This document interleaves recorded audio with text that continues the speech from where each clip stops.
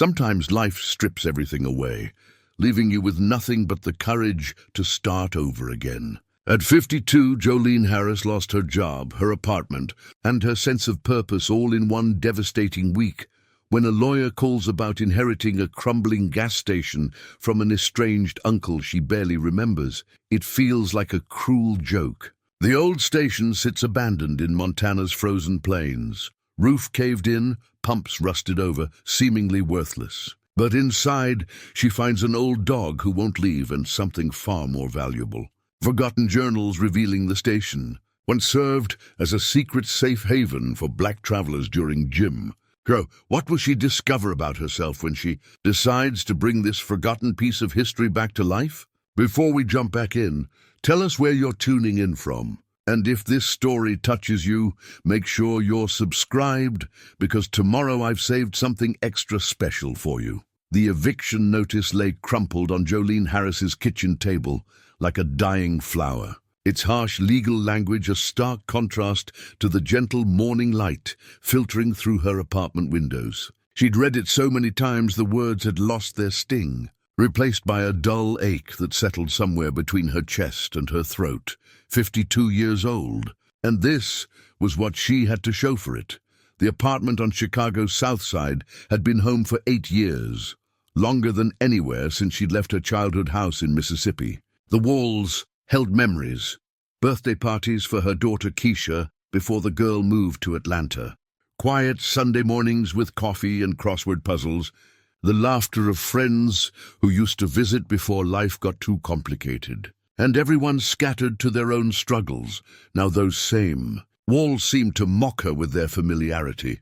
Jolene pushed herself up from the kitchen chair, her knees protesting the movement. The arthritis had been getting worse lately. Another reminder that her body was keeping its own calendar regardless of how young she felt inside. She walked to the window and looked down at the street below, where Mrs. Patterson from 2B was sweeping her front steps with the same methodical precision she'd maintained for the 20 years Jolene had known her. Some people had roots that went deep.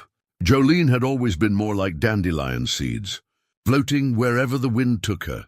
The phone call that changed everything came on a Tuesday morning in February, when the snow was piled high against the windows and the radiator clanked with the effort of keeping winter at bay. She'd been sitting at the same kitchen table, staring at the same eviction notice, trying to figure out which of her few remaining friends might let her crash on their couch while she figured out what came next. Is this Jolene Harris? The voice was crisp, professional, with the kind of authority that immediately made her think she was in trouble for something. "Depends who's asking," she'd replied, her guard up. In her experience, unexpected phone calls from strangers usually brought bad news, or someone trying to sell her something she couldn't afford. "My name is Arthur Brennan. I'm an attorney with Brennan and Associates in Billings, Montana. I'm calling regarding the estate of Samuel Harris." The name hit her like a physical blow. Uncle Samuel. She hadn't thought about him in decades. Her father's older brother, who disappeared from family gatherings when she was maybe 12 or 13. There had been some kind of falling out, the details lost to adult whispers, and changed subjects whenever she asked. "I'm sorry to inform you that Mr. Harris passed away last month. According to his will, you are the sole beneficiary of his estate." Jolene had laughed then, a bitter sound that echoed off the kitchen walls. "That's impossible. I haven't seen or heard from Uncle Samuel in 40 years. Are you sure you have the right Jolene Harris?" But Arthur Brennan was very sure.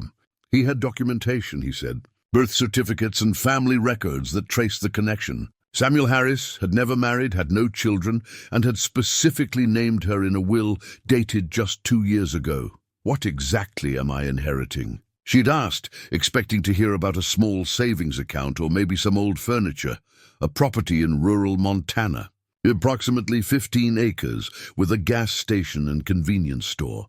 "The buildings are, well, they need work, but the land is yours, free and clear." The conversation had felt surreal, like someone else's life bleeding into hers through the phone line. She'd taken down the lawyer's information, promised to think about it, and hung up in a daze. That was 3 weeks ago. Since then, she'd lost her job at the medical billing company where she'd worked for 6 years. Budget cuts, they said, though she suspected it had more to do with her age and the fact that younger employees cost less in health insurance. The unemployment benefits wouldn't cover her rent, and the eviction notice was the inevitable result. Her daughter, Keisha, had offered to help, of course. "Mom, you can come stay with us for a while. Marcus won't mind, and the kids would love having Grandma around," but Jolene knew what that meant. She'd seen too many women her age become live-in babysitters, grateful for a roof over their heads, but slowly disappearing into the background of someone else's life. She loved her grandchildren fiercely, but she wasn't ready to become a permanent fixture in their basement guest room. The lawyer had sent pictures of the property. The gas station looked like something from a different era. Art Deco curves softened by decades of weather, paint peeling from surfaces that had once been pristine white and blue. The main building sat beside what had once been a highway, but was now a quiet county road, according to the accompanying notes. The convenience store portion looked like it had been closed for years, windows boarded up, weeds growing through cracks in the pavement. But it was hers. Free and clear, as the lawyer had said. Jolene had never owned anything more valuable than her 15-year-old Honda Civic, and even that was held together more by hope than by actual automotive engineering. The idea of owning land, 15 whole acres of Montana, felt impossible and terrifying, and maybe just the tiniest bit magical. She'd called Arthur Brennan back on a Thursday, when the eviction notice had been joined by a final notice from the electric company and a particularly nasty letter from her credit card company. "I want to see the property," she'd told him. "Of course. I should warn you, Ms. Harris, the buildings are in quite a state of disrepair. The roof of the main structure has partially collapsed, and I'm told there are some issues with the plumbing and electrical systems. You might want to consider selling the land rather than attempting to restore the buildings." But something in his carefully professional tone suggested there was more to the story. "Has anyone else shown interest in buying it?" A pause. "There have been a few inquiries over the years. Some developers interested in the land for other purposes. But your uncle was very specific in his will about wanting the property to stay in the family." After she hung up, Jolene had sat in her kitchen for a long time, watching the afternoon light move across the walls. Outside, she could hear the sounds of the neighborhood, kids getting off the school bus, Mrs. Patterson calling to her cat, the distant hum of traffic on the main street. She thought about Uncle Samuel, trying to piece together what little she remembered. He'd been tall and quiet, with calloused hands and a way of listening that made you feel heard. He'd worked on cars, she remembered that much. Always had grease under his fingernails and tools in his pockets. Her father used to say Samuel could fix anything, but that he'd never learned how to fix the things that really mattered. What had driven him to Montana? What had kept him there for 40 years, running a gas station in the middle of nowhere? And why, after all this time, had he remembered a niece he hadn't seen since she was a child? The questions followed her through the following days as she packed what little she wanted to keep and said goodbye to the life she'd built in Chicago.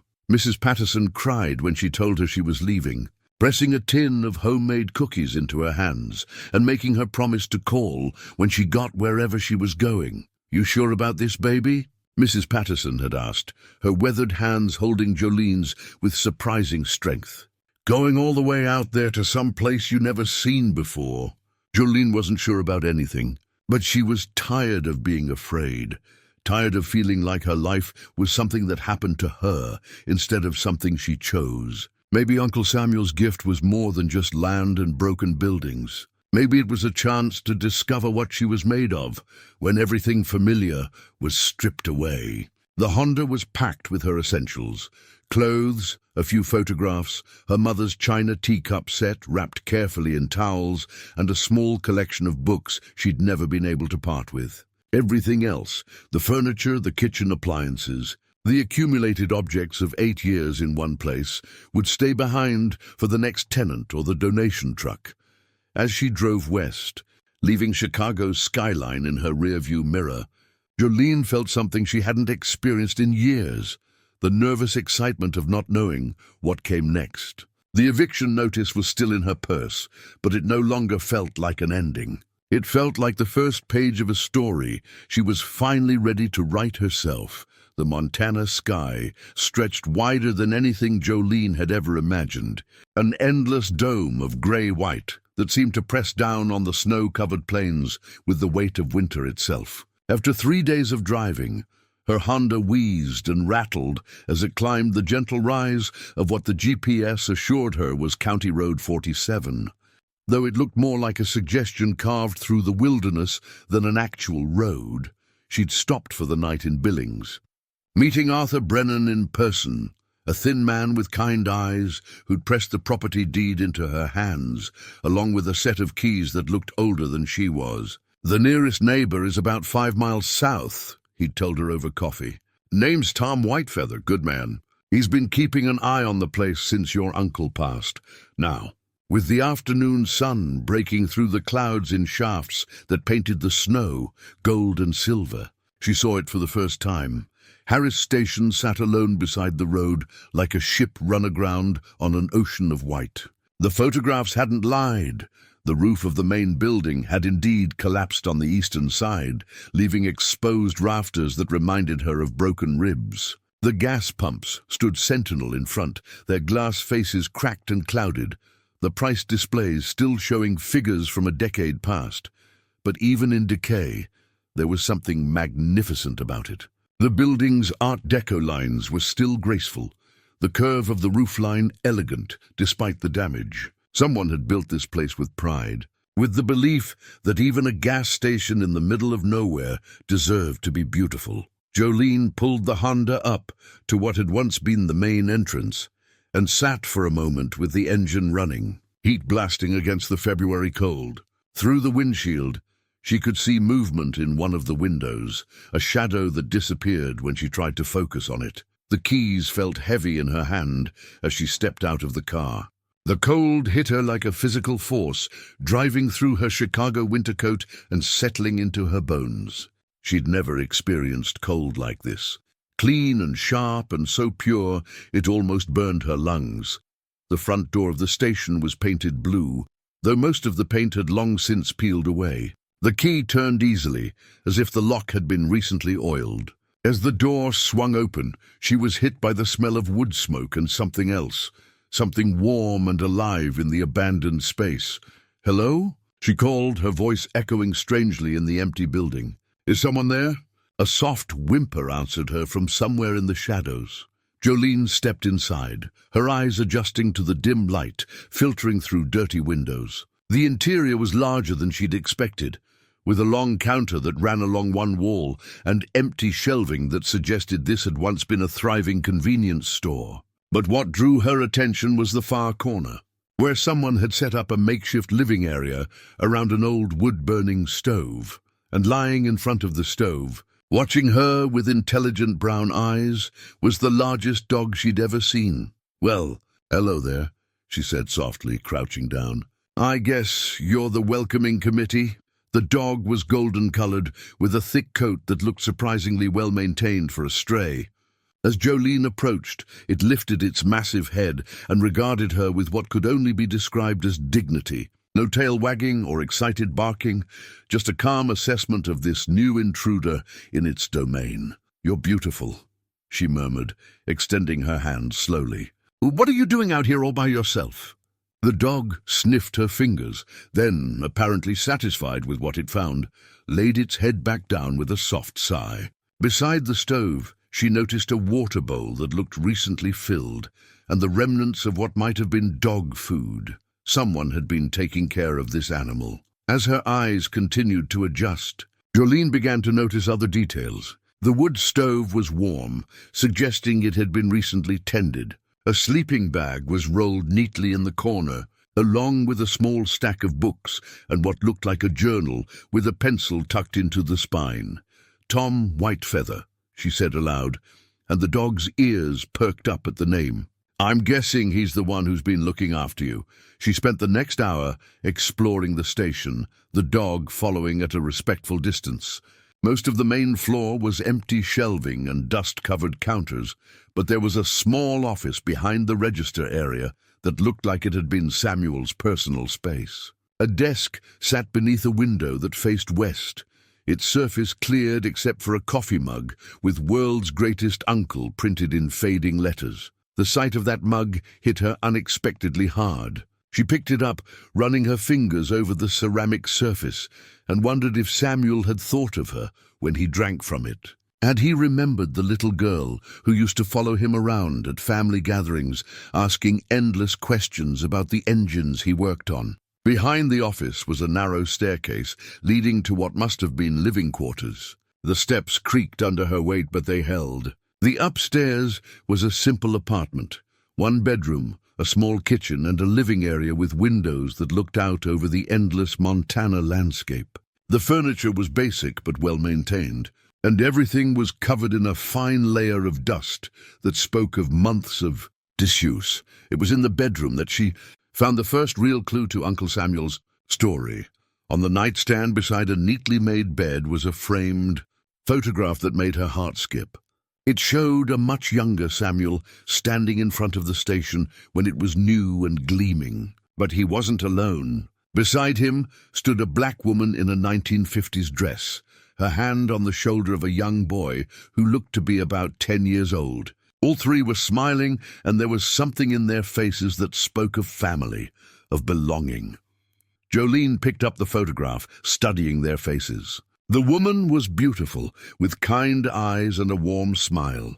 The boy had Samuel's same quiet dignity, even at that young age. On the back of the frame, in Samuel's careful handwriting, were the words, "Ruth and David, 1954, the family I chose." Questions began swirling in her mind. Who were Ruth and David? Why had Samuel never mentioned them to the family back in Mississippi? And what had happened to them? She was so absorbed in the photograph that she almost missed the sound of a vehicle pulling up outside. Through the bedroom window, she saw a pickup truck parking beside her Honda, and a man getting out, tall and broad-shouldered, with long grey hair tied back and the weathered face of someone who spent most of his time outdoors. Tom Whitefeather, she guessed. By the time she made it downstairs, he was already inside, crouched beside the dog and speaking to it in a low voice. He looked up as she approached, his dark eyes taking her measure in much the same way the dog had. "You must be Jolene," he said, rising to his feet with the easy grace of someone comfortable in his own skin. "I'm Tom Whitefeather. Your neighbor, I suppose." "Thank you," she said, not entirely sure what she was thanking him for, but knowing it needed to be said. "For taking care of things. For taking care of him." She gestured toward the dog. Tom's weathered face softened. "His name is Bear. He was Samuel's constant companion for the last 8 years, since the day your uncle found him as a puppy, half dead on the side of the road." "Bear," she repeated, and the dog's tail gave a tentative wag. "That's a good name for him. Samuel left instructions," Tom continued.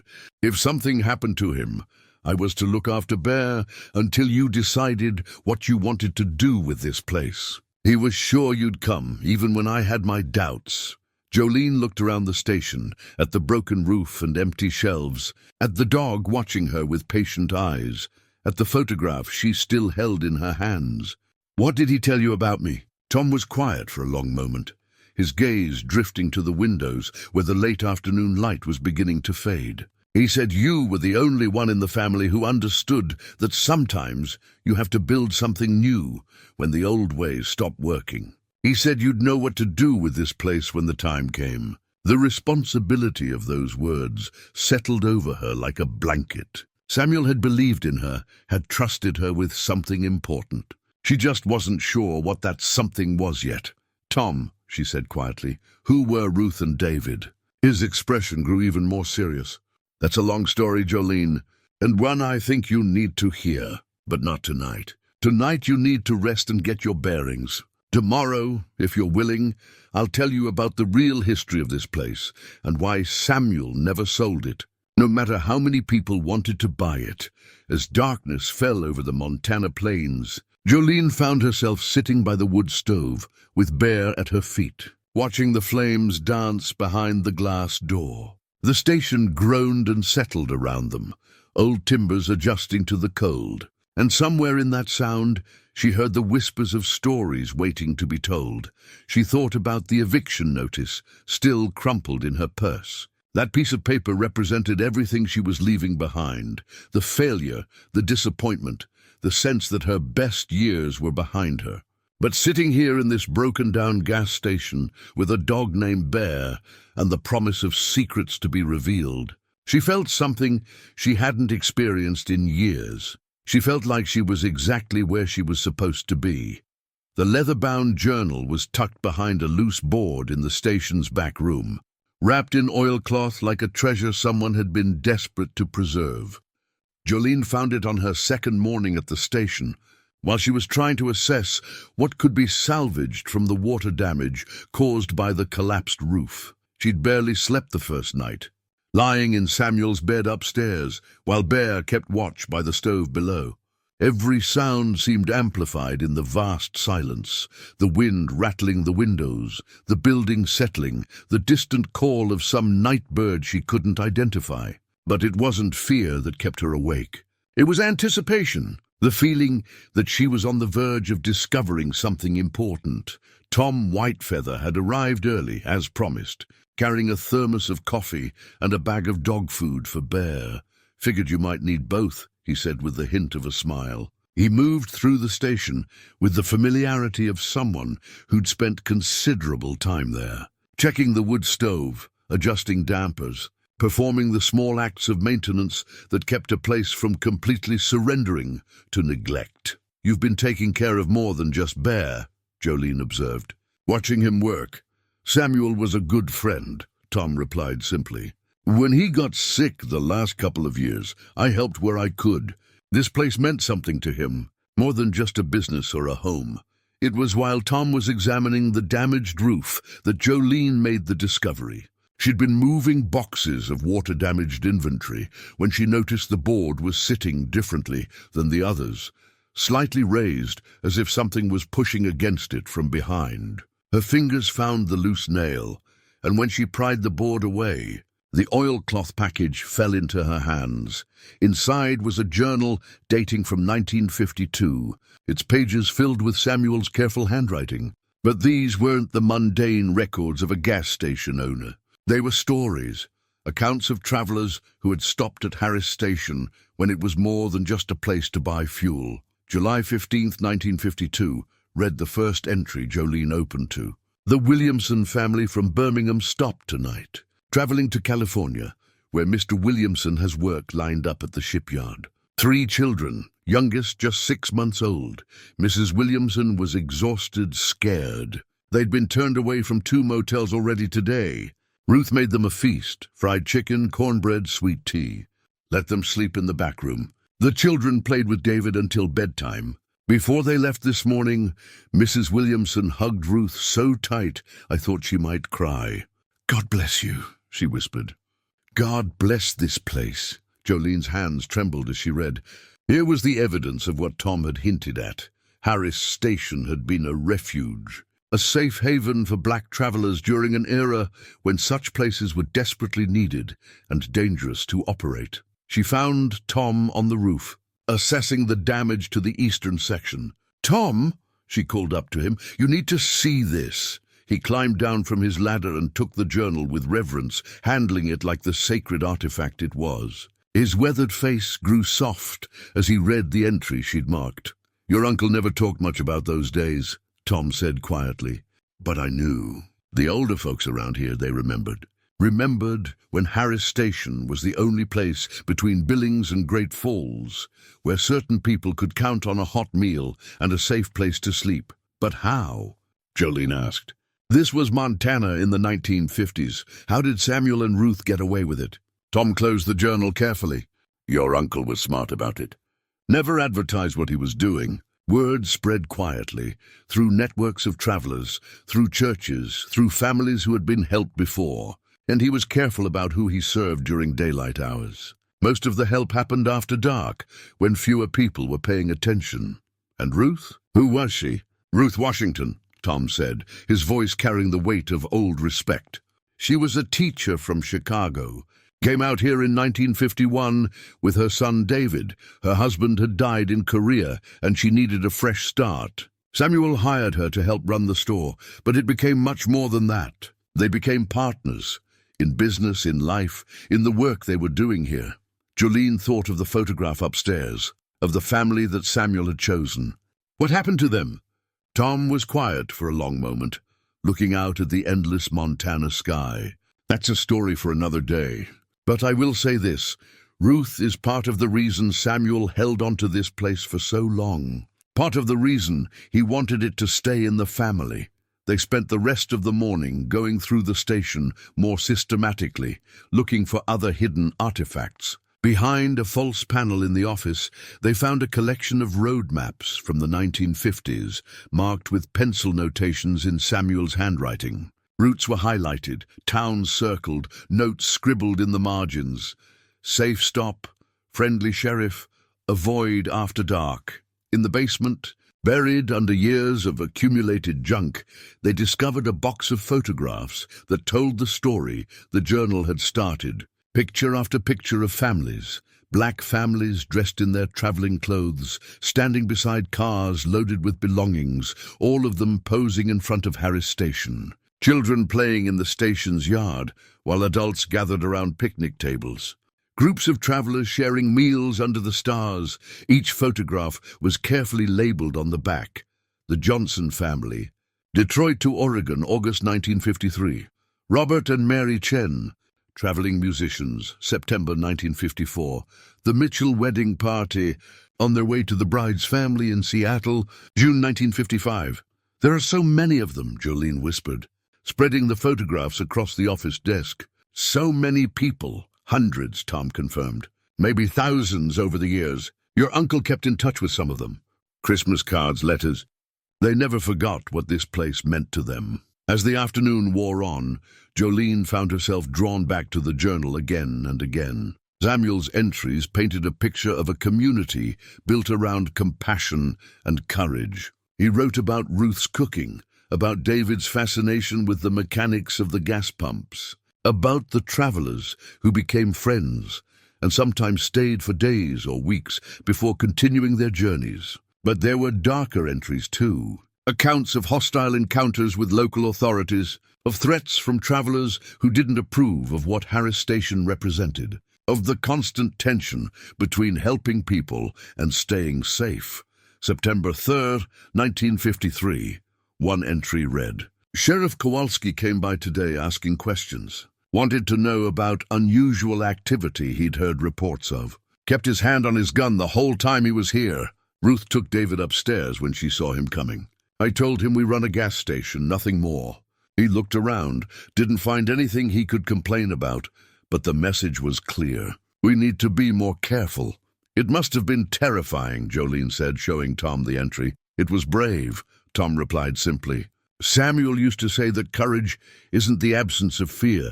It's deciding that something else is more important than your fear. Bear had been following them around all day, his presence somehow comforting in the face of these revelations about the station's past. As evening approached, Jolene found herself sitting on the front steps with the dog beside her, looking out at the road where so many travelers had arrived seeking sanctuary. What am I supposed to do with all this?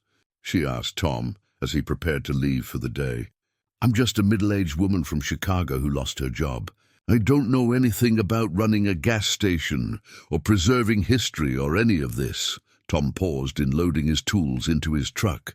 Samuel didn't leave you this place because you had experience, Jolene. He left it to you because he trusted you to understand what it means. The question isn't what you're supposed to do with it. The question is what you want to do with it. As his truck disappeared down the county road, Jolene remained on the steps with Bear, the journal open in her lap to an entry from December 1954.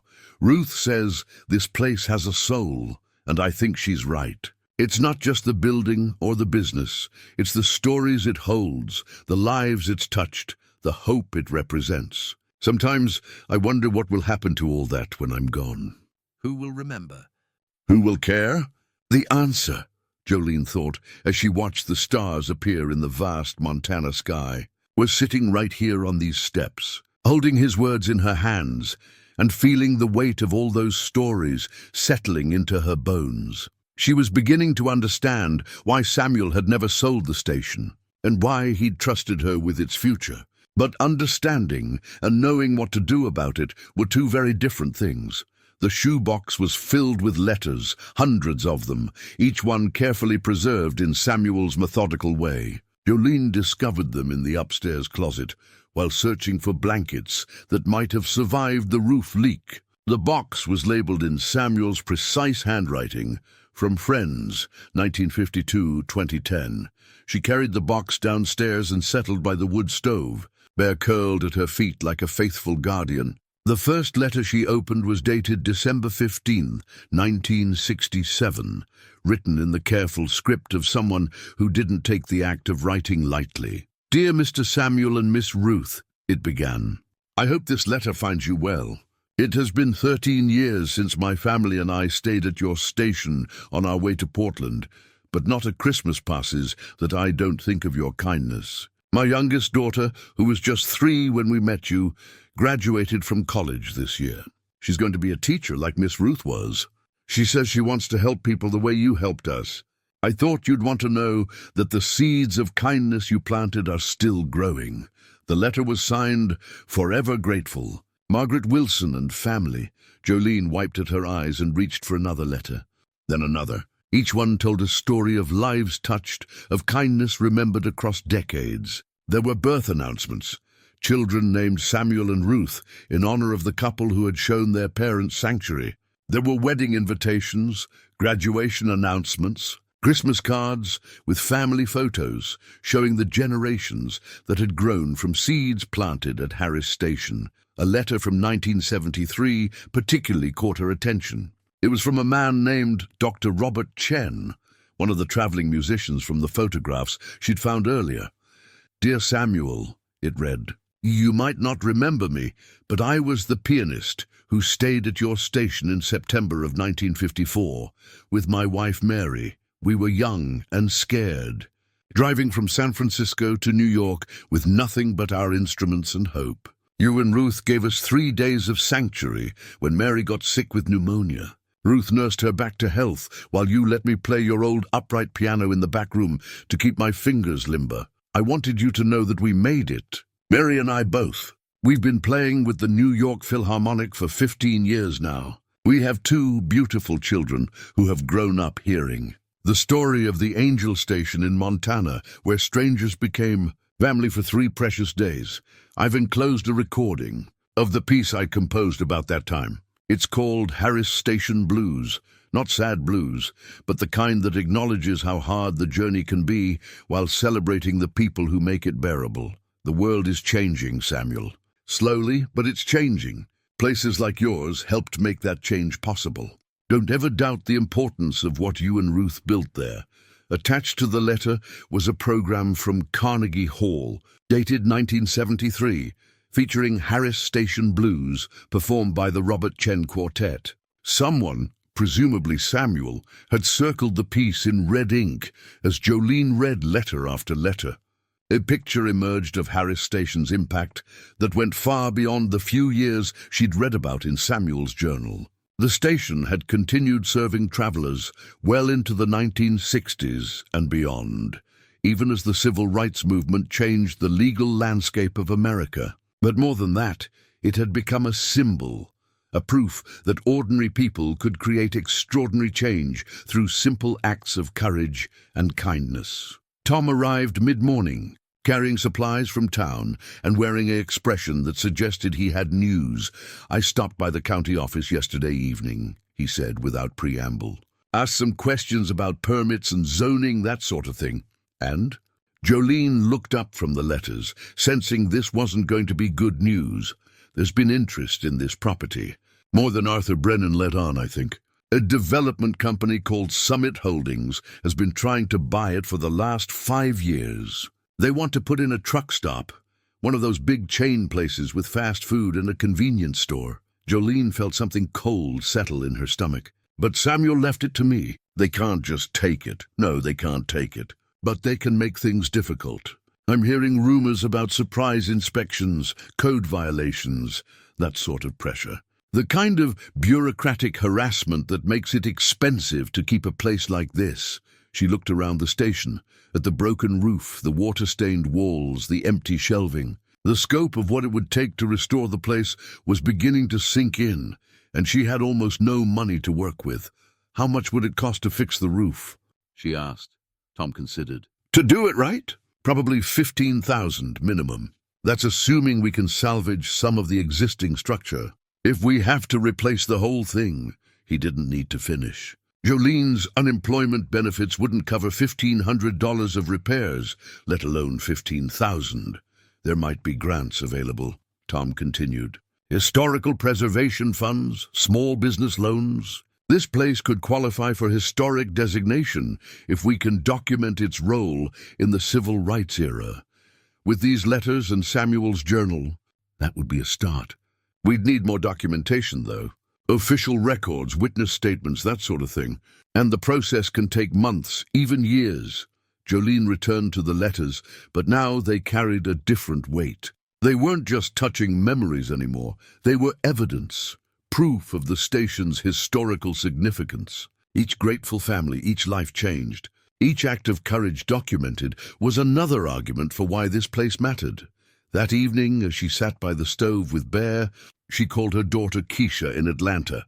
"Mom, you sound different," Keisha said after they'd exchanged pleasantries.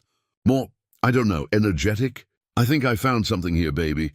Something important." She told Keisha about the letters, about the station's history, about Samuel and Ruth and the families they'd helped.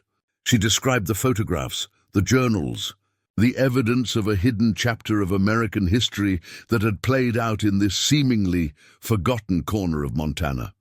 "It sounds incredible, Mom, but also sounds like a lot of work. And money, I know. I'm not sure how I'm going to manage it all. But I keep thinking about these people. The ones who stopped here 50, 60 years ago. They were just trying to get from one place to another safely, and someone cared enough to help them do that. Shouldn't someone care enough to preserve that story?" There was a long pause before Keisha spoke again. "What do you need from me?" The question surprised Jolene.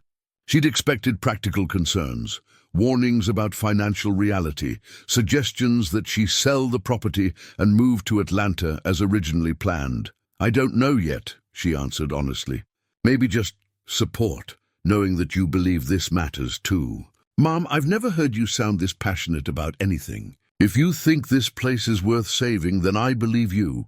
And if you need help figuring out how to save it, then we'll figure it out together." After they hung up, Jolene sat in the gathering darkness with one of Robert Chen's letters in her hands. She thought about the young musician and his sick wife, stranded far from home and helped by strangers who owed them nothing. She thought about Margaret Wilson's daughter becoming a teacher, about all the children named Samuel and Ruth, about the ripples of kindness spreading across decades. The station groaned around her in the wind, old timbers protesting the Montana cold. But underneath that sound, she began to hear something else, the whisper of possibility, the faint music of what this place could become. Not a truck stop or a convenience store, but something rarer and more valuable. A place where stories were preserved and celebrated, where the courage of ordinary people was remembered and honored. A place that reminded visitors that change was possible, one act of kindness at a time. She wasn't sure yet how she would make it happen. The practical challenges were enormous, and she was still just a middle-aged woman from Chicago with more hope than money. But for the first time since arriving in Montana, she felt something she'd almost forgotten how to feel. She felt like she was home. The architectural drawings were rolled up tight in a metal tube, hidden behind the water heater in the station's basement. When Jolene unrolled them on the office desk, she found herself looking at Harris Station as it had been in 1950, clean lines drawn in blue ink, showing not just the gas pumps and store, but living quarters, a community meeting room, and what the plans labeled as guest accommodations. Samuel had built this place with intention, she realized. Every room had been designed with purpose, every space planned to serve the travelers who would need sanctuary. "Look at this," she said to Tom, pointing to a notation in the margin. "Hidden storage compartments. And this room behind the office, it's not on any of the photos we found." Tom studied the drawings with the eye of someone who understood construction. "Your uncle was thinking ahead. This whole setup was designed to look like a simple gas station from the outside, but function as something much more sophisticated on the inside. The guest room behind the office was accessed through a concealed door that looked like part of the wall paneling. The drawings showed it furnished with multiple beds, its own washroom, and even a small kitchen area. It was like a safe house disguised as a business. "We need to open that room," Jolene said. "If it's still intact, but opening the room would have to wait." That morning had brought a visit from Deputy Sheriff Kowalski, not the same Kowalski from Samuel's journal entries, but his son, according to Tom. The younger Kowalski had been polite, but firm about the safety concerns the county had regarding the property. "Structural damage from the roof. Collapse creates liability issues," he'd explained, walking around the station with a clipboard and an officious air that reminded Jolene uncomfortably of the eviction notice. "County's got a responsibility to make sure nobody gets hurt in there." "I'm the owner," Jolene had replied. "I accept the risk. Unfortunately, ma'am, that's not how it works. If someone else gets hurt, a visitor, a delivery person, emergency responders, the county could be liable. We're going to need to see permits for any occupancy, proof of structural integrity, that sort of thing." The list of requirements he left behind was 3 pages long and would cost more money than Jolene had ever seen at one time. Professional inspections, engineering reports, code compliance upgrades, each item represented hundreds or thousands of dollars she didn't have. "Summit Holdings," Tom had said grimly after the deputy left. "I'd bet money they're behind this sudden concern for public safety." Now, studying the architectural plans, Jolene felt a new determination rising in her chest. This wasn't just about preserving history anymore.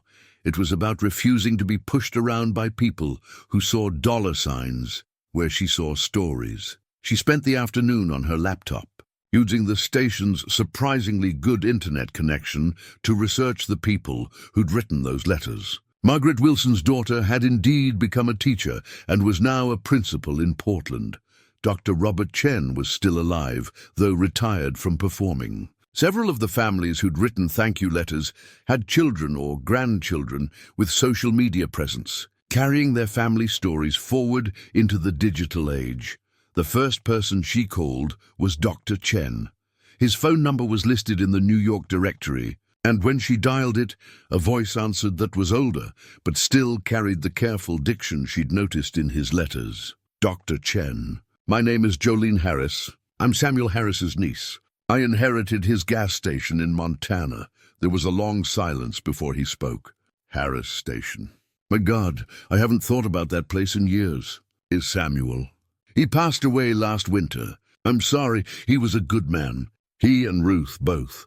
They saved my wife's life, you know. Literally saved her life. I'm calling because I found your letters. All the letters people sent to Samuel over the years.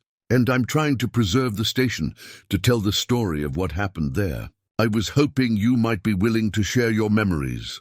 Dr. Chen was quiet for a long moment. "What kind of preservation are you talking about?" Jolene realized she was about to articulate her vision out loud for the first time. "A museum, maybe. Or a cultural center. Somewhere people can learn about the Green Book era, about places like Harris Station that provided sanctuary when it was dangerous to do so. Somewhere the stories can be told and remembered. And you're trying to do this alone?" "Not alone. I have help. But yes, it's mostly just me right now. Miss Harris, what do you need?" The simple question asked with such direct sincerity nearly brought her to tears. "I need people to know this story matters. I need documentation, testimony, proof that what happened here was important enough to save. And honestly, I need financial help. The building needs major repairs, and I don't have much money. Send me everything you found. The letters, the photographs, Samuel's journals. I want to see it all." and I want to help. By evening, she'd made 6 more calls. Margaret Wilson's daughter, now Dr. Patricia Wilson, was enthusiastic about contributing to an oral history project. A grandson of the Mitchell wedding party was a documentary filmmaker in Los Angeles. Each conversation revealed new connections, new stories, new people who remembered Harris Station with gratitude and wanted to see its legacy preserved. But the most significant call came just as she was preparing for bed. The phone rang with an unfamiliar number, and the voice that answered her hello was soft, older, with a slight tremor that spoke of advanced age. "Is this Jolene Harris? Samuel Harris's niece?" "Yes, it is. My name is David Washington. I believe you found some photographs of me as a child." Jolene's heart stopped. David, Ruth's son, the boy in the photographs, the child who'd grown up at Harris Station during its most dangerous and important years. "David," she whispered. "Oh my God, yes. I've been hoping to find you. I live in Minneapolis now. I'm 78 years old, and I've been waiting my whole life for someone to ask me about Harris Station. About my mother. About Samuel. About what we built there. Tell me," Jolene said, sinking into a chair. "Tell me everything." For the next 2 hours, David Washington painted a picture of life at Harris Station that was richer and more complex than anything she'd imagined. He told her about the network of safe stops that extended across the western states, about the coded language used in correspondence between station operators, about the careful balance between helping travelers and staying invisible to hostile authorities. "My mother was the heart of it," he said. "She could make anyone feel welcome, feel safe. She could cook for 50 people with whatever ingredients we had on hand, and somehow everyone would feel like they'd been invited to a family dinner. Samuel provided the business front and the mechanical expertise, but Mama provided the soul." "What happened to her?" Jolene asked gently. "She died in 1965, heart attack. She was only 47 years old. Samuel was never quite the same after that. He kept the station running, kept helping people, but the joy went out of it for him. I think that's part of why he eventually stopped. Not because the need was gone, but because he couldn't bear to do it without her." "And you? What did you do?" "I became a social worker. Spent my career helping families navigate systems that weren't designed for them. I always said I was following Mama's example, just in a different setting." Before they hung up, David made a promise that sent electricity through Jolene's tired bones. "I'm coming out there. I want to see the place again, want to walk through those rooms and remember. And I want to help you save it. Mama always said that the stories we don't tell are the ones that die with us. It's time to tell this story." As Jolene finally turned off the lights and settled into Samuel's bed with Bear on the floor beside her, she felt the shape of the future beginning to form. It wouldn't be easy. The county's bureaucratic pressure, the threat from Summit Holdings, the enormous cost of restoration, all loomed as real challenges. But she was no longer alone in this fight. Tomorrow, she would start the hidden room. She would continue making calls, reaching out to the network of people whose lives had been touched by Harris Station. She would begin the long process of documenting and preserving a story that deserved to be told. And in 3 weeks, when David Washington arrived in Montana, she would have someone who remembered Ruth's laugh and Samuel's quiet strength to help her understand what she was really trying to save. Not just a building, but a testament to the power of ordinary people to create extraordinary change. The hidden room's door opened with surprising ease, as if Samuel had maintained the hinges even when the room itself remained sealed. When Jolene and Tom finally broke through the concealed panel behind the office, they were met with a rush of stale air and the musty smell of a space that had been closed for decades. Tom's flashlight beam swept across the room, revealing something that took Jolene's breath away. The space was exactly as the architectural drawings had indicated, but it was more than just a room. It was a time capsule. Against one wall stood a dozen narrow beds, each made with military precision, blankets folded so perfectly they could have been pressed yesterday. Along another wall, shelves held dishes, linens, and supplies, everything needed to house and feed families on short notice. But what drew Jolene's attention immediately was the far corner, where someone had created a small shrine. The shrine was built around a wooden cross, hand-carved with intricate detail. Surrounding it were photographs, not the happy traveling families she'd found elsewhere, but somber portraits of people in formal poses. Below the photographs was a worn leather Bible and a small wooden box that seemed to pulse with significance in the flashlight's glow. "Tom," Jolene whispered. "Look at this." She approached the shrine reverently, her fingers tracing the edges of the photographs. These faces were different from the others she'd found, older, more weathered, with eyes that held stories of hardship that went beyond difficult travel. Inside the wooden box, wrapped in tissue paper that crumbled at her touch, was a collection of small objects that told stories without words. A wedding ring tarnished with age, a child's wooden toy horse, a faded railroad ticket, a small ceramic figurine of a woman holding a baby. Each item was carefully labeled in Ruth's handwriting, "Mrs. Abernathy, left behind when she passed. 1954. Tommy's horse. Child died of pneumonia. Parents continued north. 953. Maria Santos couldn't carry everything. Hoped someone would treasure this. 1956. My God, Tom said softly. This isn't just about travelers passing through. Some of these people died here. Jolene sank to her knees beside the shrine, overwhelmed by the weight of what they'd discovered. Harris Station hadn't just been a safe stop. It had been a sanctuary in the most literal sense. A place where people came not just to rest, but to grieve, to heal, to deal with the worst that life could offer when they were far from home and support systems. A leather journal lay open beside the Bible, its pages filled with Ruth's careful script. Unlike Samuel's business-focused entries, this journal was deeply personal. Prayers, reflections, and records of the people who had needed more than just a meal and a bed. September 14th, 1954. One entry read, "Mrs. Abernathy passed peacefully this morning. We held her hand and sang hymns until the end. She kept saying, 'Tell my babies I made it to the promised land.' We'll bury her in the grove behind the station with a proper marker. Her family in California will never know she didn't make it, but God knows she tried.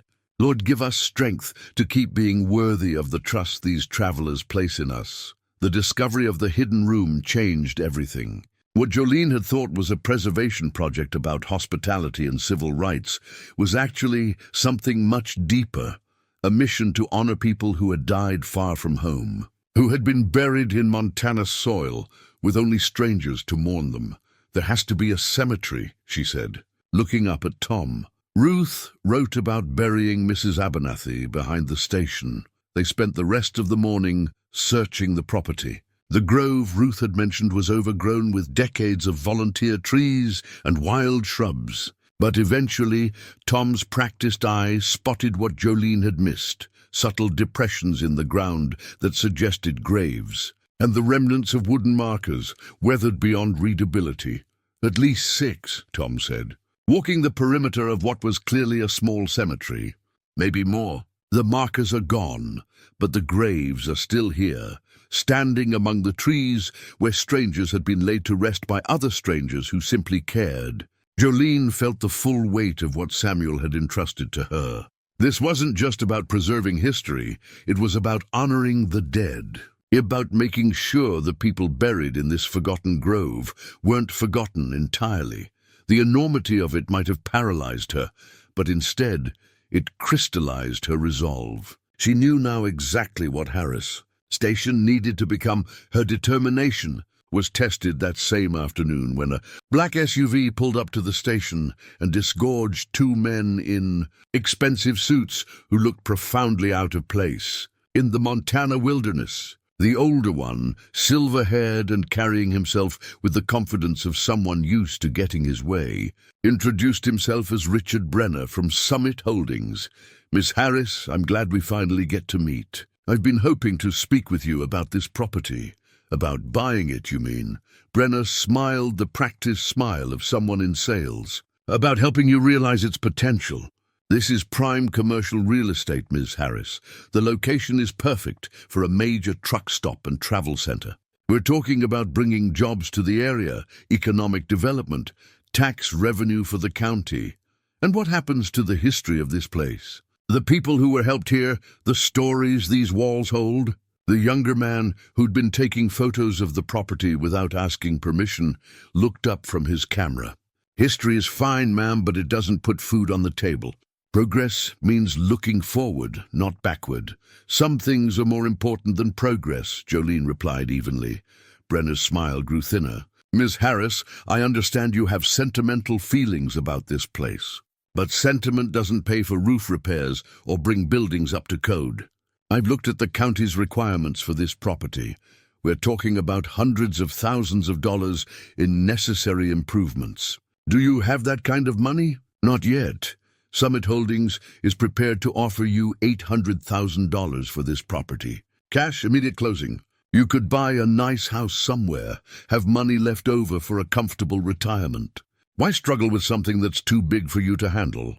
The offer was more money than Jolene had ever imagined having. It would solve every practical problem, would let her start over somewhere comfortable and safe. But as she looked at these men who saw only commercial potential, where she saw sacred ground, she felt something harden in her chest. Because some things can't be bought or sold, she said.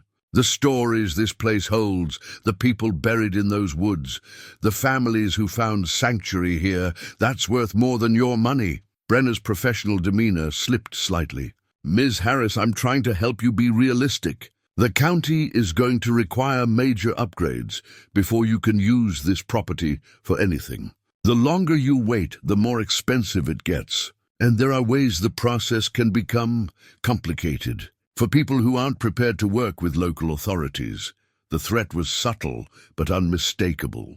Tom, who had been quietly working nearby, moved closer to where they stood. I think you gentlemen need to leave now, he said calmly. After the SUV disappeared down the county road, Jolene and Tom stood in the station's parking lot, both understanding that the stakes had just been raised considerably. They're not going to give up, Tom said. Neither am I. That evening, Jolene called David Washington in Minneapolis to tell him about the hidden room and the cemetery. His silence when she described Ruth's shrine stretched so long she thought the connection had been lost. David, are you still there? When he spoke, his voice was thick with emotion. She never told me about that room. Never told me about the people who died.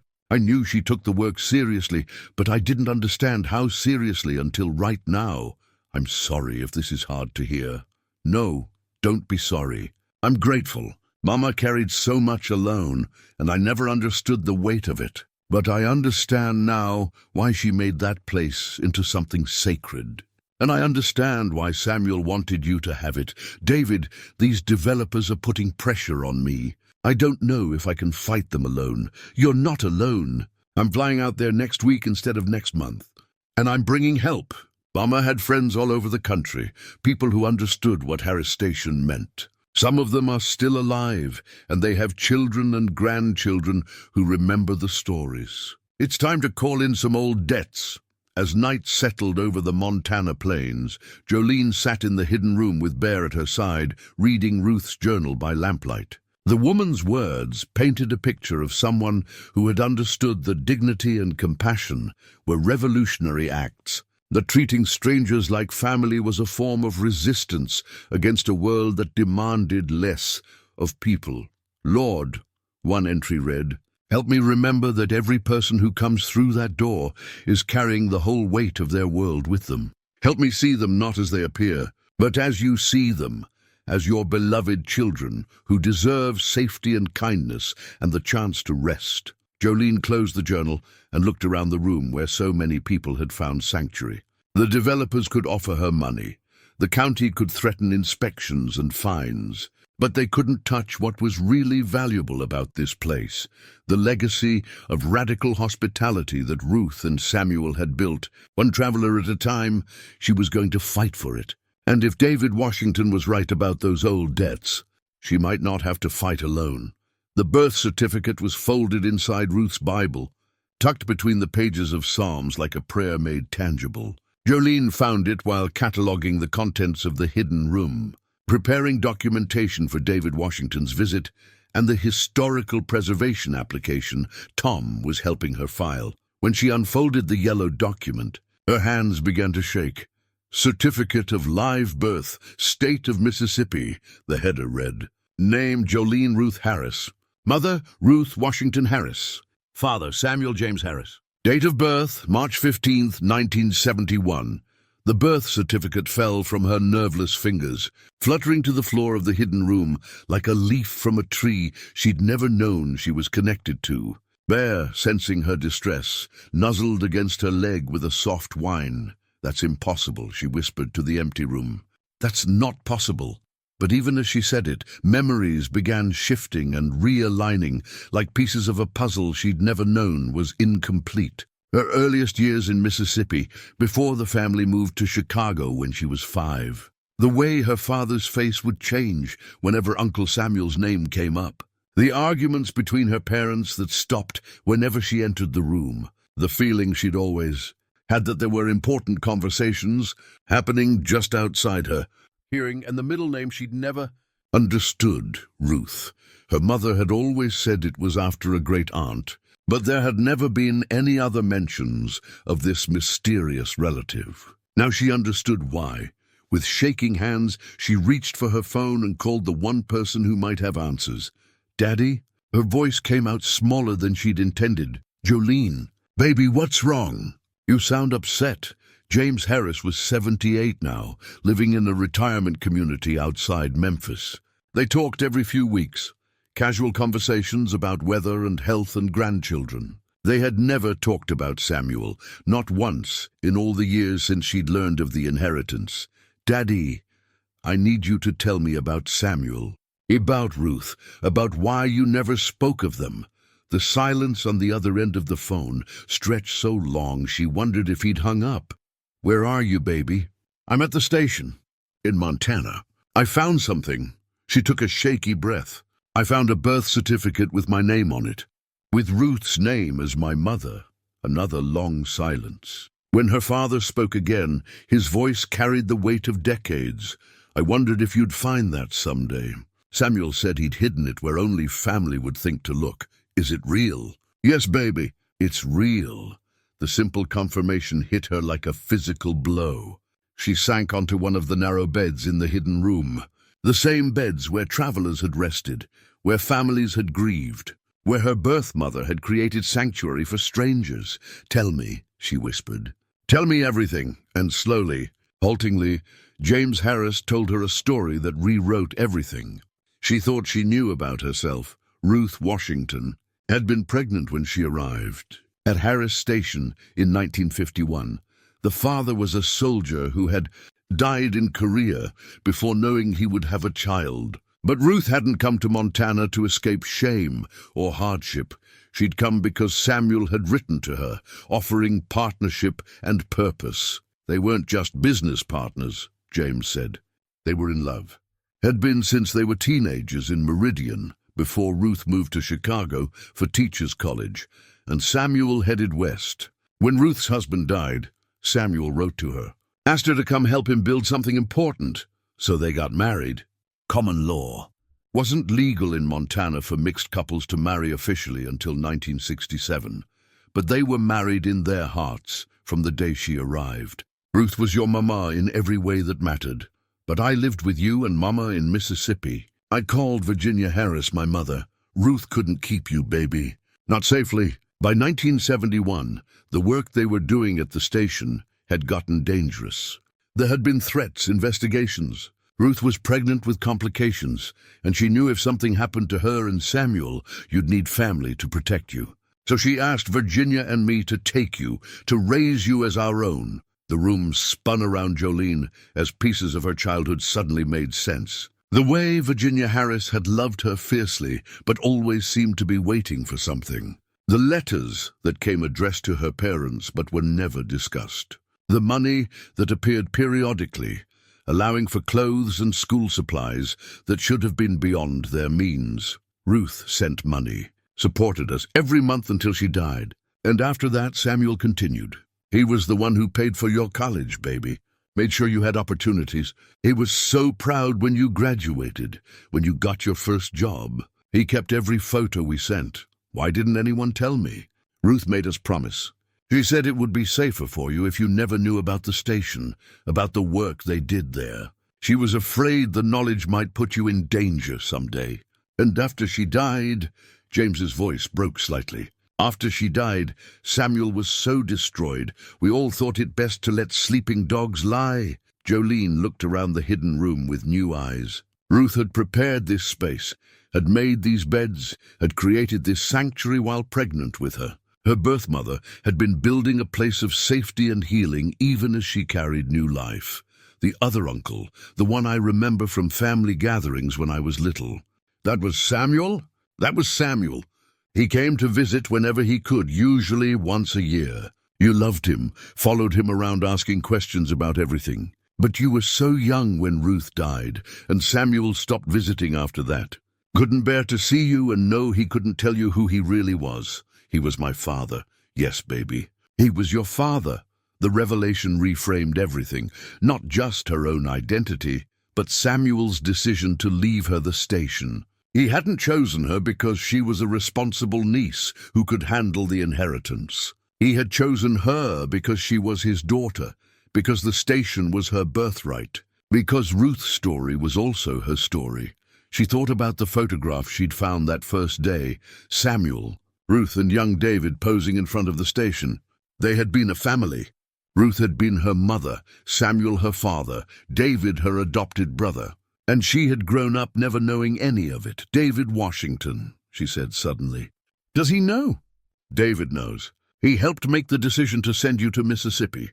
He was 27 then, old enough to understand the danger. Ruth made him promise to look after you from a distance, to be ready to help if you ever needed it. He's coming here next week. I know. He called me yesterday, asked if I thought you were ready to learn the truth. I told him that was your choice to make. After she hung up, Jolene sat in the hidden room for a long time, holding the birth certificate and trying to integrate this new understanding of herself. She wasn't just preserving a stranger's legacy. She was reclaiming her own heritage. The station wasn't just a historical site. It was her childhood home, the place where she'd been born and loved and protected. Bear had settled beside her on the narrow bed, his warm presence a comfort in the midst of emotional upheaval. She scratched behind his ears and found herself speaking to him as if he could understand. No wonder I felt at home here from the first day, she murmured. This is where I belong. This is where my story started. The revelation changed her approach to everything. The developers weren't just threatening a historical site. They were threatening her family home. The county's bureaucratic pressure wasn't just harassment. It was an attempt to erase her own heritage. The restoration project wasn't just about preserving history.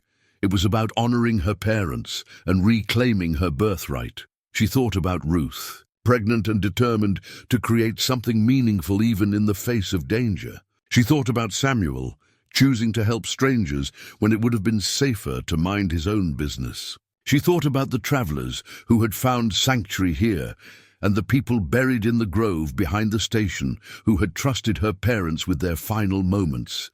This was her legacy. These were her people. This was her fight.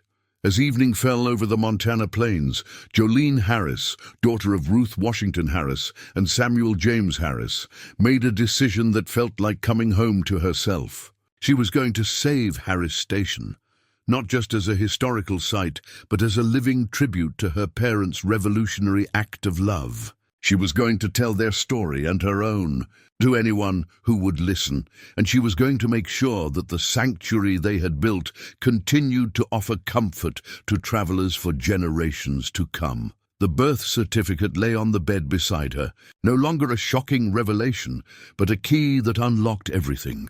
She finally understood why Samuel had trusted her with this place, and why she had felt so drawn to preserve it from the moment she'd arrived. It wasn't just about preserving history. It was about coming home, David Washington arrived on a Tuesday morning in March, driving a rental car loaded with boxes and wearing the kind of determined expression that suggested he'd come prepared for war.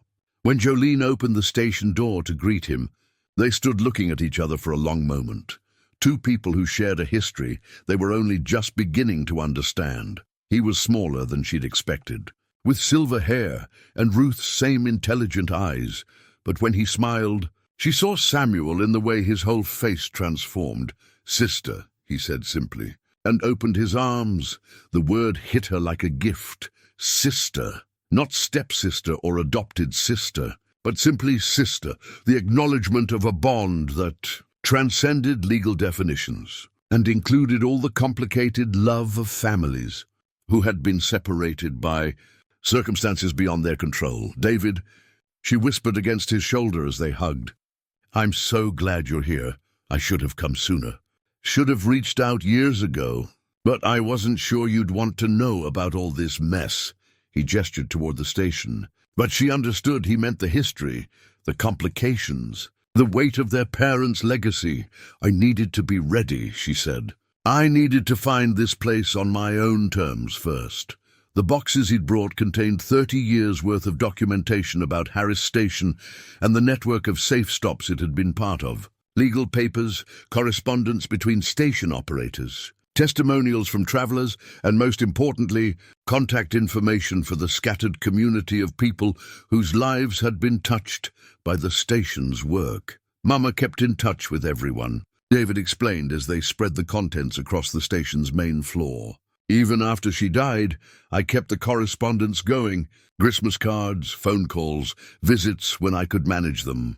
Some of these folks have been waiting 40 years to help pay back what they owed Samuel and Ruth." The response to David's calls had been overwhelming. Dr. Robert Chen was flying in from New York. Margaret Wilson's daughter Patricia was driving up from Portland with two of her colleagues from the education department. 3 families with roots tracing back to the station's safe haven years were coordinating travel from California. Even more significant, a civil rights attorney named Marcus Johnson, whose grandparents had been among the station's first guests, was coming with legal support and media connections. "We're not just fighting Summit Holdings," David explained.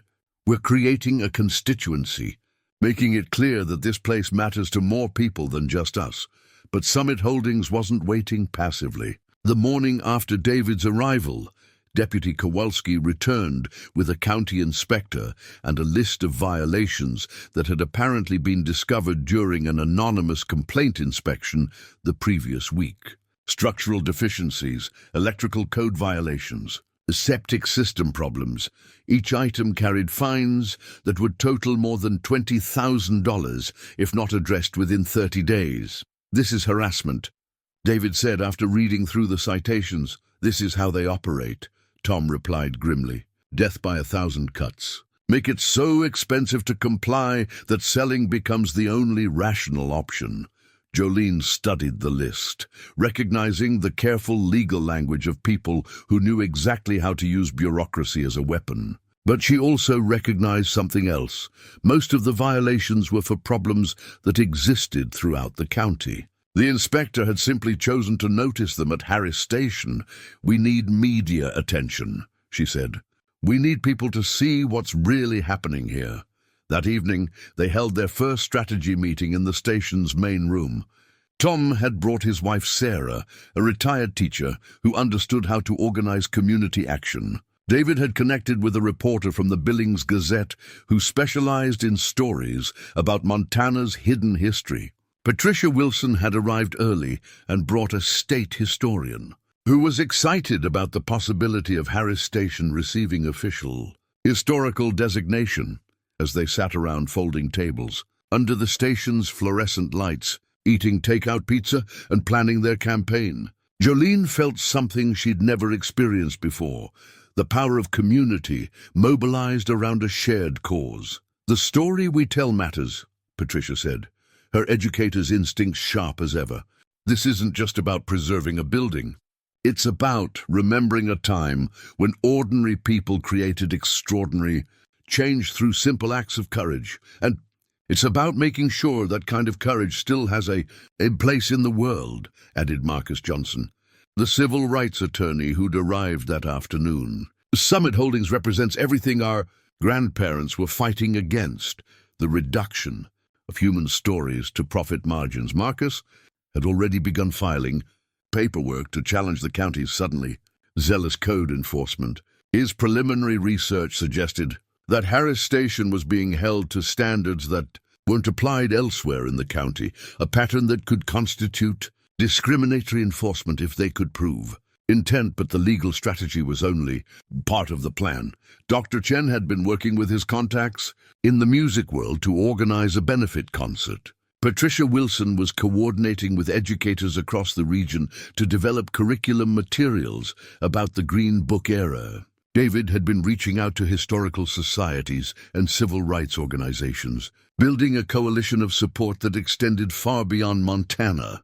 The key, Marcus explained, is making this bigger than just a local zoning dispute. We need to show that Harris Station represents something nationally significant, something worth protecting, regardless of what it costs. The plan that emerged from their meetings was ambitious and risky. They would hold a public event at Harris Station, part memorial service for the people buried in the grove, part historical presentation about the station's role in the civil rights era, part community rally for its preservation. They would invite media, politicians, historians, and anyone else who might help amplify their story. It's a gamble, Tom warned. If we don't get enough people, if the story doesn't catch on, we'll look like a bunch of idealists tilting at windmills. And if we do nothing, Jolene replied, we'll definitely lose. At least this way we're fighting. The event was scheduled for the first Saturday in April, giving them 3 weeks to organize and promote. David handled outreach to the historical community. Patricia coordinated with educators and civil rights organizations. Dr. Chen worked on musical programming. Marcus managed legal strategy and media relations. Jolene found herself at the center of it all, the focal point around which the entire effort revolved. But rather than feeling overwhelmed, she discovered a capacity for leadership she'd never known she possessed. Maybe it was having a cause worth fighting for, or maybe it was finally understanding her own connection to this place. But she felt more focused and determined than she ever had in her life. The challenges multiplied daily. The county announced surprise re-inspections of the property. Summit Holdings representatives began contacting local businesses, suggesting that supporting the station preservation effort might have negative economic consequences. Someone, no one could prove who, spread rumors that the historical claims about Harris Station were exaggerated or fabricated entirely. But for every obstacle, there seemed to be an unexpected source of support. The story of Harris Station began appearing in regional newspapers, then national publications. A documentary filmmaker contacted them about creating a film. Descendants of other Green Book-era safe stops reached out to share their own family stories. Most significantly, the Montana State Historical Society announced that they were fast-tracking Harris Station's application for historical designation, and that the State Tourism Office was interested in including it in a new civil rights heritage trail. "We're gaining momentum," Marcus reported during one of their evening planning sessions. "The attention is making it harder for Summit Holdings to operate in the shadows, but momentum brought its own pressures. The approaching event date felt simultaneously too soon and not soon enough. There were hundreds of details to coordinate, scores of people to accommodate, and the constant awareness that they would have only one chance to make their case effectively. 3 days before the event, Jolene stood in the station's main room, surrounded by the controlled chaos of final preparations. Volunteers were setting up sound equipment, arranging chairs, hanging photographs and historical displays. The hidden room had been opened for tours, with David serving as guide for visitors who wanted to understand the full scope of what Ruth and Samuel had created. The cemetery had been cleaned and marked with temporary headstones, while they researched the actual names of people buried there. Each grave would be acknowledged during the memorial portion of the event, a chance to honor people who had died far from home but had been treated with dignity in their final moments. "Are you ready for this?" David asked, finding her in a quiet moment by the window that looked out toward the grove. "I don't think anyone could be ready for something like this," she admitted. "But I think that's the point. Ruth and Samuel weren't ready when they decided to start helping travelers. They just knew it was right and figured out how to make it work. Mama used to say that courage wasn't the absence of fear. It was being afraid and doing the right thing anyway." Jolene nodded, watching the sun set over the Montana plains, where her parents had built something beautiful and dangerous and necessary. In 3 days, this place would be full of people who understood its significance, people who were willing to fight for its preservation. But tomorrow would bring Summit Holdings' final offer, and the county's deadline for addressing code violations, and the last chance to back down from a fight that could result in losing everything. She thought about the birth certificate tucked safely in Ruth's Bible, about the letters from grateful families, about the people buried in the grove who had trusted strangers with their stories. She thought about Bear sleeping by the wood stove, about David's lifetime of carrying family secrets, about all the ways love could be expressed through acts of service and protection. "I'm ready," she said. And for the first time since arriving in Montana, she truly meant it. The cars started arriving at dawn, their headlights cutting through the Montana morning like promises kept across decades of time. Jolene stood at the station window with her coffee, watching each vehicle turn off County Road 47 and park in the makeshift lot Tom had created in the eastern field. Bear pressed against her leg, sensing the electricity in the air that comes when something significant is about to happen. Dr. Chen's rental car was among the first, followed by a van from the University of Montana's History Department. Patricia Wilson arrived with a school bus full of educators who had driven through the night from Oregon and Washington. By 8 in the morning, more than 50 people had gathered, and cars were still streaming in. "Look at this," David said, joining her at the window. His voice carried wonder and something close to disbelief. Mama would never have imagined something like this.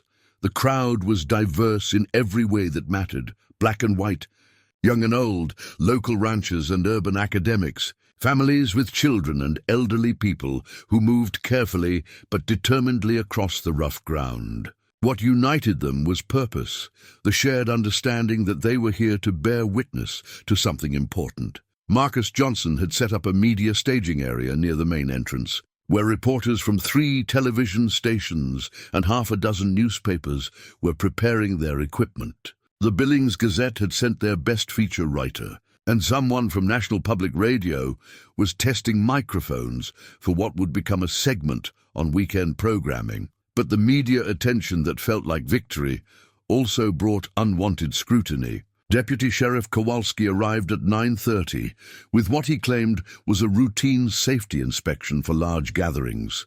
Though his timing suggested coordination with someone who preferred the event not happen at all. "Ma'am, you're going to need permits for this many people," he told Jolene, his official politeness not quite masking his hostility. "Fire safety, crowd control, parking management, there are regulations about public gatherings." "This is private property," Marcus Johnson interjected smoothly. "Mrs. Harris has every right to invite guests to her own land." "Not when it creates public safety hazards," Kowalski replied. "I'm going to need to see documentation of compliance with county regulations." The confrontation might have escalated, but it was interrupted by the arrival of 2 vehicles that changed the entire dynamic of the morning. The first was a van from the Montana State Historical Society, carrying the official documentation of Harris Station's acceptance into the State Historical Registry. The second was a black sedan containing Congressman William Martinez, whose office had been contacted by Marcus Johnson and who had driven down from Billings to show his support for what he was calling a vital piece of Montana's civil rights heritage. The presence of a sitting congressman with media in attendance shifted Deputy Kowalski's approach considerably. Rather than pursuing his bureaucratic harassment, he settled for making notes on a clipboard and maintaining what he probably imagined was an intimidating presence at the edge of the crowd. By 10 o'clock, when the formal program was scheduled to begin, more than 200 people had gathered. They filled the folding chairs Patricia Wilson's team had arranged in the station's main room, spilled out onto the forecourt where speakers had been set up, and spread across the grounds in informal groups that reminded Jolene of the church gatherings of her childhood. David opened the program with a prayer, not the formal religious language of official ceremonies, but the personal words of someone speaking to God like a trusted friend. Lord, we gather here today to remember people who showed courage when courage was dangerous, who chose love when hate was easier, who built something beautiful in a world that tried to make them ugly. We ask for your blessing on this place and the people who made it sacred, and we ask for strength to continue their work in our own time. The Amen that rose from the crowd was soft but unified, carrying the weight of shared commitment. Dr. Chen took the stage next, his aged hands still sure on the portable keyboard someone had provided. "I want to play something for you," he said. "A piece I wrote about this place 50 years ago, when Ruth Harris nursed my wife back to health and Samuel Harris let a scared young musician practice piano in the back room." The opening notes of Harris Station Blues floated over the crowd, not sad as the title might suggest, but filled with the complex joy that comes from surviving hardship through the kindness of strangers. As the melody developed, Jolene saw people in the audience wiping away tears, recognizing something universal in the music's message about human connection across difference. But even as the music soared, she could see Richard Brenner from Summit Holdings standing at the edge of the crowd, his expression calculating as he surveyed the gathering. He wasn't alone. 3 other men in business suits stood with him, along with someone who looked like another lawyer. The battle for Harris Station was about to move from the bureaucratic realm into something more public and immediate. Whatever Summit Holdings had planned, they were ready to execute it in front of cameras and witnesses, confident in their ability to disrupt what was supposed to be a celebration and memorial. Jolene caught Marcus Johnson's eye and nodded toward Brenner's group. The attorney's expression tightened as he assessed the situation, his legal mind already calculating responses to challenges that hadn't yet materialized, but were clearly coming. The morning's peaceful gathering was about to become a confrontation that would determine Harris Station's future. Richard Brenner chose his moment carefully, waiting until Patricia Wilson had finished reading testimonials from families who had found sanctuary at Harris Station during the Jim Crow era. As the crowd was absorbing the emotional impact of those stories, he stepped forward with his team of lawyers and accountants, his voice cutting across the gathering with the authority of someone used to disrupting proceedings. "Ladies and gentlemen, I apologize for the interruption, but there are some legal realities about this property that need to be addressed." Marcus Johnson moved immediately to intercept, but Brenner continued speaking, his voice carrying clearly across the crowd. "I'm Richard Brenner from Summit Holdings. We've been trying to work with Ms. Harris to help her understand the financial impossibilities of what she's attempting here. This property has over $300,000 in structural deficiencies, code violations, and environmental remediation requirements. The county has already issued citations that could result in condemnation proceedings if not addressed within the next 2 weeks. Murmurs rippled through the crowd. Brenner had clearly done his homework, timing his intervention to maximum effect. When people were feeling most emotional about preserving Harris Station, he was forcing them to confront the brutal mathematics of restoration. Summit Holdings remains ready to purchase this property for fair market value, allowing Ms. Harris to avoid personal bankruptcy while ensuring this land serves the community's economic development needs. "The community," Congressman Martinez said, rising from his seat near the front of the crowd, "seems to have a different idea about how this land should serve them. Brenner smiled the practiced smile of someone who had expected this response. With respect, Congressman, sentiment doesn't pay for roof repairs. Good intentions don't bring buildings up to code.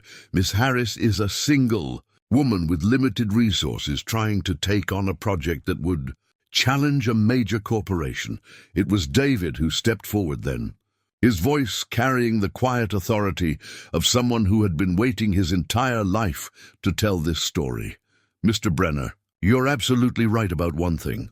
Ruth Harris was a single woman with limited resources when she decided to turn this place into a sanctuary for travelers who had nowhere else to go. She was a black woman in 1951 Montana, which made her about as powerless as anyone could be. But she understood something you apparently don't, that some things are more important than money. The crowd had gone completely quiet. Everyone sensing they were witnessing something significant. My mother, Ruth Washington Harris, and my father, Samuel James Harris, built this place with love and determination and the belief that ordinary people could create extraordinary change. They didn't have a business plan or development funding or corporate backing. They had courage and community and the conviction that every human being deserves dignity and safety.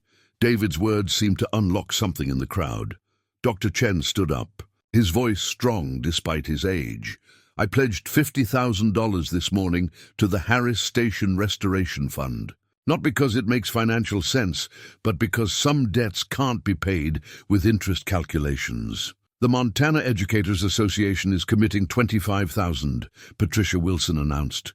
And we're establishing Harris Station as a permanent stop on our civil rights education tours. One by one, people in the crowd began making commitments. Not just financial contributions, but offers of labor, expertise, materials, and ongoing support. The rancher who owned the nearest property offered to donate gravel for road repairs. A contractor from Billings volunteered his crew for roofing work. 3 different churches pledged to organize fundraising efforts. The State Historical Society is fast-tracking a grant application, announced the representative from Helena. Historic preservation funds, tourism development money, educational programming support. We're looking at potentially matching whatever the community raises. Brenner's confident expression had shifted to something approaching alarm as he realized the nature of what he was confronting. This wasn't a simple real estate negotiation or even a preservation project. It was a movement, powered by story and memory, and the kind of community commitment that couldn't be bought or intimidated.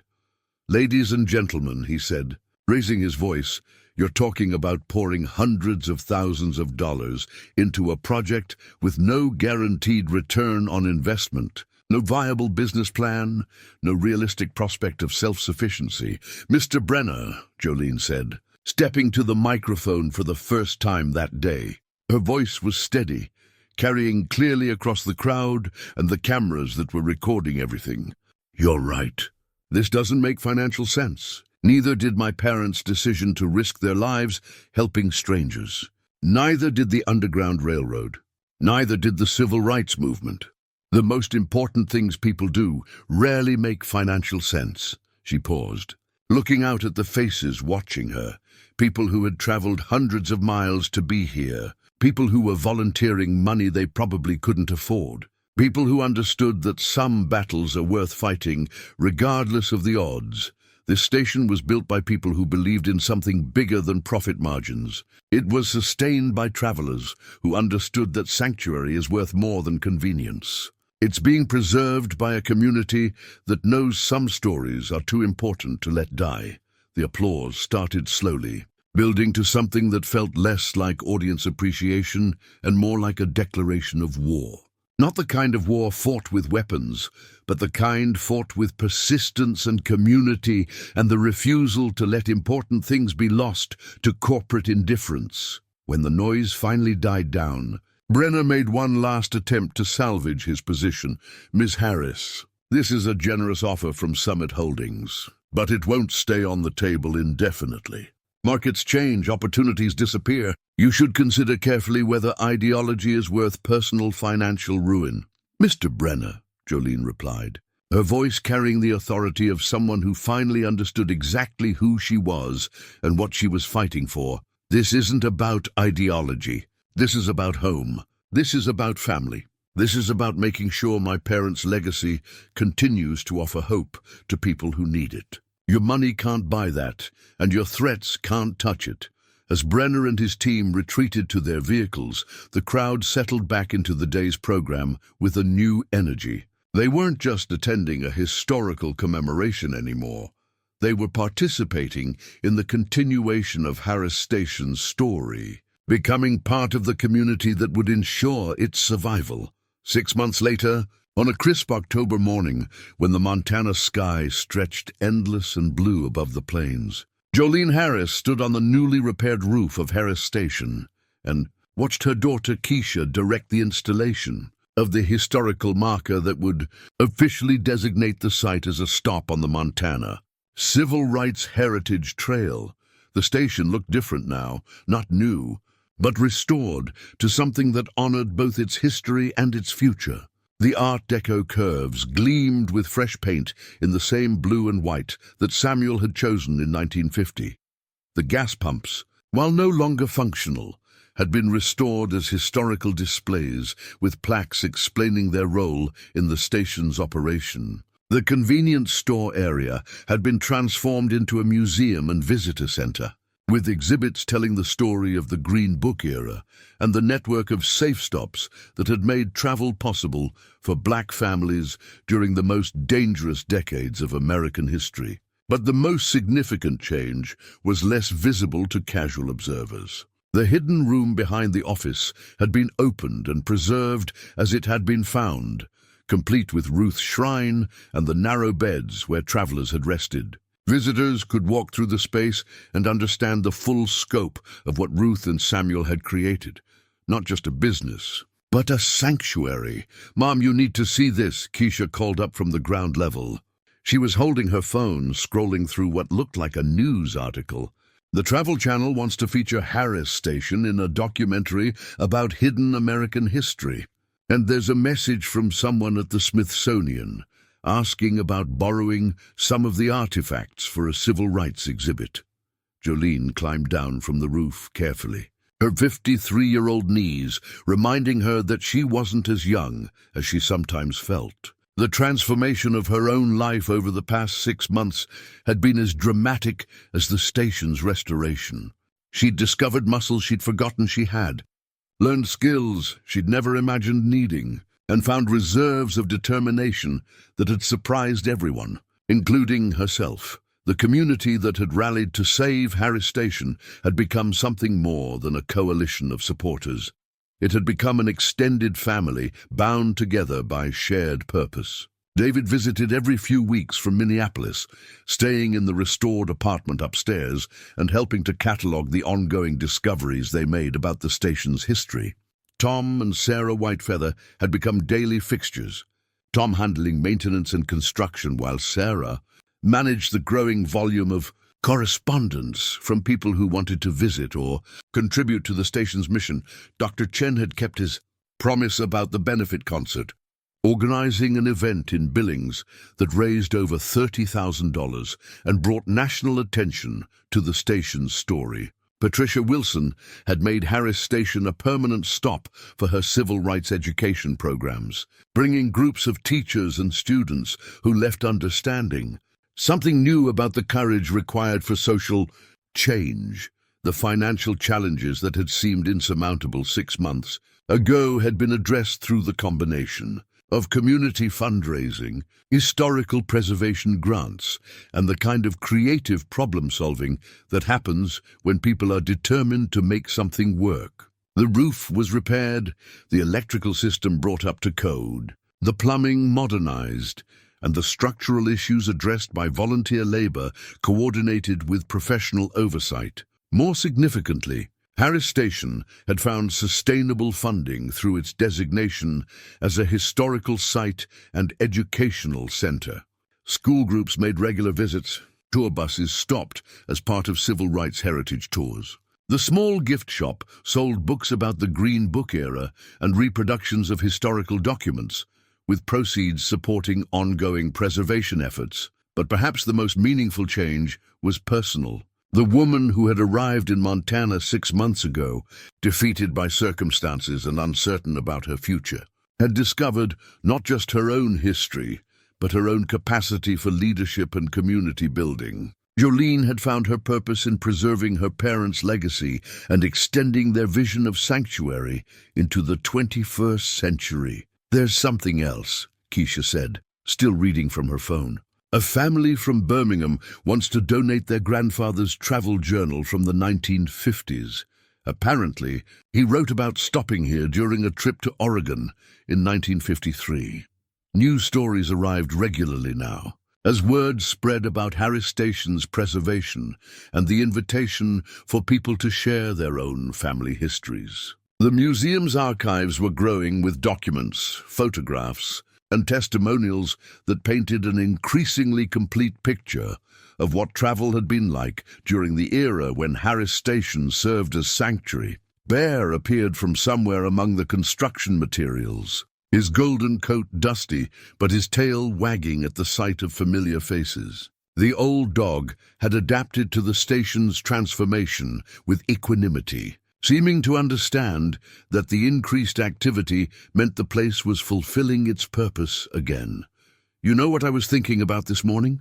Jolene said to Keisha as they walked toward the grove where the cemetery had been restored with proper headstones for the travelers who had died far from home. "That eviction notice I got in Chicago. I kept it all this time crumpled up in my purse. Why? I'm not sure. Maybe to remember how low things got before they got better. Or maybe to remind myself that sometimes what looks like an ending is actually a beginning." They stood together among the graves, reading the names that had been researched and verified through months of historical detective work.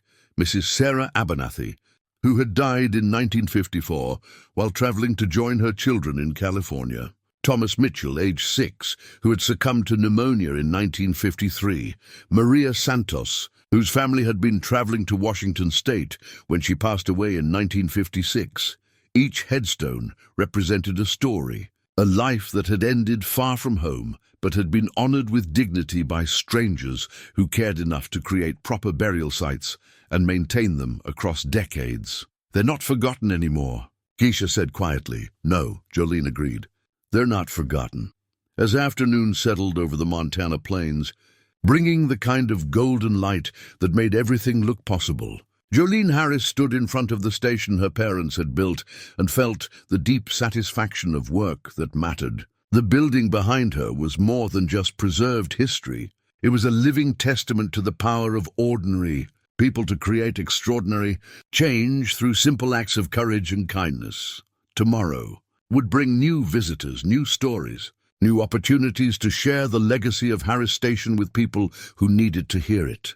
The day after that, a film crew would arrive to document the station for a national television program. Next month, a delegation from the NAACP was planning a visit as part of their research into Green Book-era safe havens. But tonight, as the last construction crews packed up their tools and the volunteers headed home to their own families, Jolene would sit by the wood stove with Bear at her feet and read from Ruth's journal, connecting with the mother she'd never known she had and the father who had trusted her with something precious. Sometimes life strips everything away, she thought, remembering the desperate woman who had answered Arthur Brennan's phone call 6 months ago. But sometimes, if you're brave enough to accept the gift, it gives you back something even more valuable than what you lost. It gives you home. It gives you purpose. It gives you the chance to discover that your own story is part of something bigger and more important than you ever imagined possible.